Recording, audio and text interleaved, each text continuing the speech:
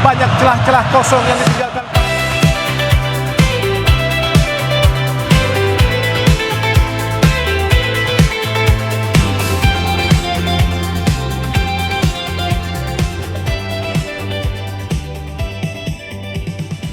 Naturalisasi baru jadi kejutan di Piala AFF 2026. 3 nama ini siap bikin geger, sempat dirahasiakan PSSI dan John Hertman.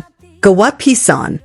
Saat banyak yang mengira proyek naturalisasi timnas Indonesia sudah selesai setelah bergabungnya beberapa pemain baru, ternyata masih ada kejutan yang belum dibuka ke publik. Bahkan, 3 nama ini disebut-sebut sedang dipersiapkan menjadi senjata rahasia Garuda untuk menghadapi Piala AFF atau FIFA ASEAN Cup 2026. Yang bikin penasaran, PSSI bersama pelatih anyar John Hertman memang memilih bergerak lebih tenang. Tidak banyak informasi yang dibuka ke publik, tetapi di balik itu proses pemantauan pemain keturunan terus berjalan. Nah, siapa saja 3 nama yang berpeluang menjadi kejutan besar tersebut? Nama pertama yang paling ramai dibicarakan tentu saja Laurin Ulrich. Gelandang serang berusia 21 tahun asal Jerman itu kembali mencuri perhatian setelah disebut oleh pengamat sepak bola Bung Ropan sebagai salah satu kandidat naturalisasi paling potensial untuk timnas Indonesia. Bukan tanpa alasan. Laurin memiliki pengalaman yang luar biasa di usia muda.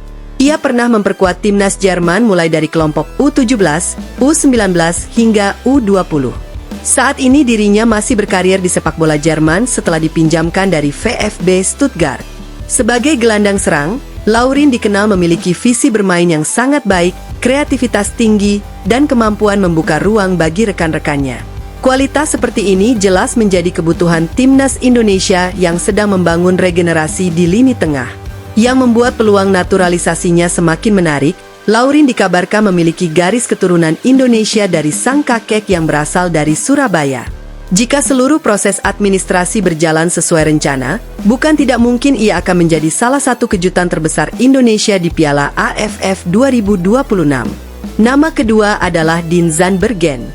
Penyerang muda yang tampil tajam di kompetisi Belanda ini juga masih membuka peluang besar untuk membela timnas Indonesia. Dalam sebuah podcast bersama Yusa Nugraha, Dean mengungkapkan bahwa proses naturalisasinya memang sempat berjalan lebih lambat karena dirinya ingin tetap fokus bersama klub. Sebagian besar pengurusan dokumen kini dibantu oleh sang ayah agar ia bisa berkonsentrasi penuh di lapangan. Yang terpenting, Dean menegaskan bahwa keinginannya membela timnas Indonesia tidak pernah berubah. Jika kesempatan itu datang, ia siap memberikan kemampuan terbaiknya untuk merah putih. Modalnya pun sangat menjanjikan. Musim lalu Dean tampil produktif dengan mencetak 15 gol dan 3 assist dari 35 pertandingan. Statistik tersebut membuat banyak supporter berharap proses naturalisasinya segera rampung. Lalu, siapa nama ketiga? Inilah yang masih menjadi tanda tanya besar. Hingga saat ini PSSI dan John Hertman belum membuka seluruh rencana mereka kepada publik. Sejumlah nama pemain keturunan masih terus dipantau dan dievaluasi sebelum diputuskan apakah layak diproses menjadi warga negara Indonesia. Sikap tertutup ini justru memunculkan banyak spekulasi. Banyak yang meyakini masih ada satu pemain keturunan berkualitas yang sengaja disimpan agar tidak menjadi sorotan sebelum seluruh proses administrasi benar-benar siap. Di sisi lain, Ketua Umum PSSI Erick Thohir menegaskan bahwa fokus utama timnas Indonesia saat ini adalah menghadapi padatnya agenda sepanjang tahun 2026. Menurut Erick, target terdekat adalah meraih hasil maksimal di FIFA ASEAN Cup 2026. Setelah itu, barulah tim mempersiapkan agenda yang lebih besar menuju kualifikasi Piala Dunia.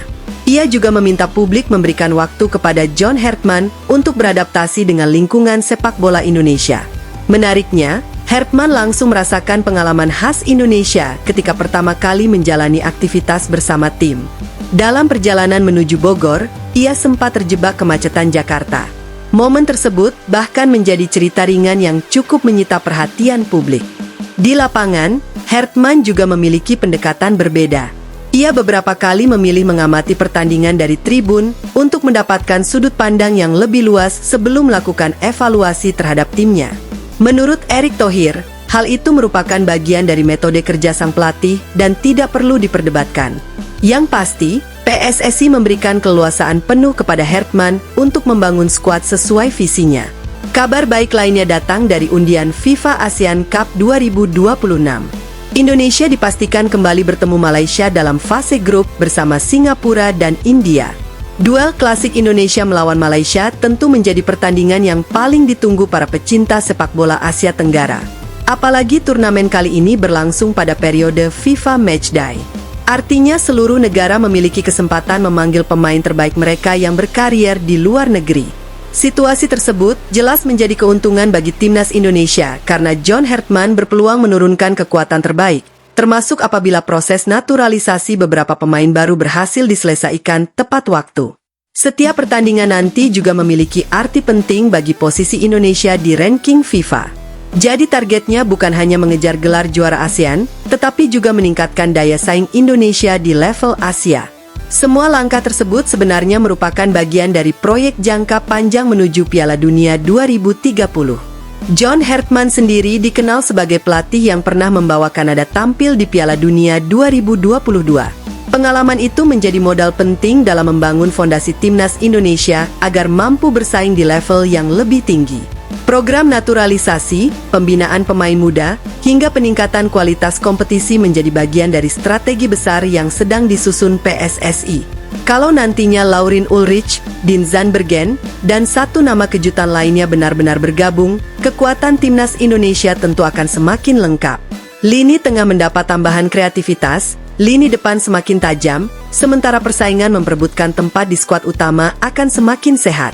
Namun pada akhirnya, yang paling penting bukan hanya siapa yang datang, melainkan bagaimana seluruh pemain mampu membangun chemistry dan bermain sebagai satu kesatuan. Nah, menurut kalian, siapa yang paling layak menjadi kejutan naturalisasi timnas Indonesia di Piala AFF 2026? Apakah Laurin Ulrich, Dean Zandbergen, atau justru masih ada satu nama lain yang belum terungkap? Tulis pendapat kalian di kolom komentar. Jangan lupa like, subscribe, dan aktifkan lonceng notifikasi agar tidak ketinggalan update terbaru seputar timnas Indonesia, perkembangan naturalisasi, hingga kabar para pemain Garuda di Eropa. Kalau diperhatikan, langkah PSSI kali ini memang terasa berbeda dibanding beberapa tahun sebelumnya. Dulu, proses naturalisasi seringkali baru terdengar ketika seluruh dokumen hampir selesai. Namun sekarang, PSSI justru bergerak lebih senyap. Informasi yang keluar ke publik sangat terbatas, sementara proses pemantauan pemain keturunan terus berjalan di belakang layar. Strategi seperti ini tentu bukan tanpa alasan. John Hartman membutuhkan keleluasaan untuk menyusun skuad sesuai kebutuhan taktiknya tanpa tekanan berlebihan dari publik. Apalagi setiap nama yang muncul hampir selalu langsung menjadi perbincangan hangat di media sosial. Menariknya, beberapa sumber menyebutkan bahwa daftar pemain keturunan yang dipantau sebenarnya masih cukup panjang. Tidak semua langsung diproses. PSSI bersama tim pelatih terlebih dahulu menilai kualitas, posisi yang dibutuhkan, usia pemain, hingga komitmen mereka untuk membela merah putih. Artinya, naturalisasi saat ini bukan sekadar mencari pemain yang memiliki darah Indonesia. Yang dicari adalah sosok yang benar-benar bisa meningkatkan kualitas tim dan memiliki visi jangka panjang bersama timnas Indonesia. Di sisi lain, John Hartman juga memiliki pekerjaan rumah yang tidak kalah penting, yaitu membangun keseimbangan antara pemain lokal dan pemain keturunan. Selama beberapa tahun terakhir, perkembangan pemain lokal sebenarnya cukup menjanjikan. Banyak talenta muda mulai mendapat kesempatan bermain di level tertinggi, bahkan beberapa sudah berkarier di luar negeri. Kehadiran pemain naturalisasi diharapkan bukan mengambil tempat pemain lokal, melainkan meningkatkan persaingan agar kualitas tim terus berkembang.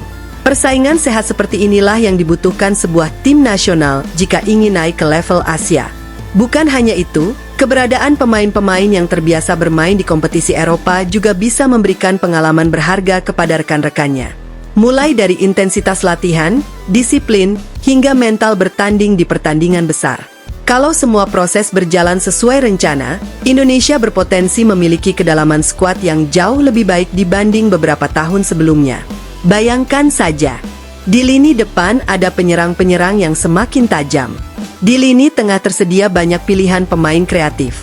Sementara di lini belakang, persaingan untuk menjadi starter juga semakin ketat. Inilah yang selama ini menjadi salah satu kelemahan timnas Indonesia. Ketika satu pemain cedera, kualitas penggantinya seringkali cukup jauh berbeda. Kini kondisi tersebut perlahan mulai berubah. Piala AFF atau FIFA ASEAN Cup 2026 pun menjadi panggung pertama untuk melihat sejauh mana proyek besar ini berjalan. Turnamen tersebut memang hanya level Asia Tenggara, tetapi bagi John Hertman, setiap pertandingan memiliki nilai yang jauh lebih besar. Ajang ini akan menjadi kesempatan menguji kombinasi pemain, membangun chemistry, sekaligus menemukan komposisi terbaik sebelum menghadapi tantangan yang lebih berat di level Asia. Tidak heran jika setiap keputusan pemanggilan pemain akan mendapat perhatian besar dari para supporter. Apakah Laurin Ulrich benar-benar masuk skuad? Apakah Dean Zandbergen berhasil menyelesaikan proses naturalisasinya tepat waktu? Dan yang paling membuat penasaran, siapa sebenarnya satu nama lagi yang hingga kini masih belum diungkap ke publik? Kalau benar PSSI masih menyimpan satu kejutan besar, bukan tidak mungkin daftar pemain timnas Indonesia nanti akan membuat banyak negara Asia Tenggara terkejut. Yang jelas, target Indonesia sekarang bukan lagi sekadar menjadi juara ASEAN. Visinya sudah jauh lebih besar, meningkatkan ranking FIFA, bersaing dengan negara-negara kuat Asia, lolos ke putaran final Piala Asia secara konsisten, dan tentu saja mewujudkan mimpi terbesar seluruh masyarakat Indonesia, yaitu tampil di Piala Dunia 2030. Perjalanan menuju target tersebut memang masih panjang. Akan ada banyak tantangan yang harus dilewati. Namun satu hal yang mulai terlihat adalah arah pembangunan timnas Indonesia kini semakin jelas. Program pembinaan usia muda terus berjalan. Kompetisi domestik mulai dibenahi. Pemain diaspora terus dipantau. Dan pelatih berpengalaman seperti John Hertman diberi kepercayaan penuh untuk membangun fondasi tim. Kalau seluruh program ini mampu berjalan konsisten, bukan mustahil Garuda akan menjadi salah satu kekuatan baru yang disegani di Asia dalam beberapa tahun ke depan. Nah, sekarang giliran kalian. Menurut kalian, apakah 3 pemain naturalisasi ini benar-benar bisa menjadi kejutan terbesar timnas Indonesia di Piala AFF 2026? Atau justru masih ada nama lain yang diam-diam sedang dipersiapkan PSSI? Tulis pendapat kalian di kolom komentar. Siapa tahu prediksi kalian benar sebelum diumumkan secara resmi. Jangan lupa like, subscribe, dan aktifkan lonceng notifikasi agar tidak ketinggalan kabar terbaru seputar timnas Indonesia, perkembangan naturalisasi, hingga update para pemain Garuda di Eropa. Terima kasih sudah menonton sampai akhir. Saya pamit undur diri. Sampai jumpa di video berikutnya. Salam Garuda.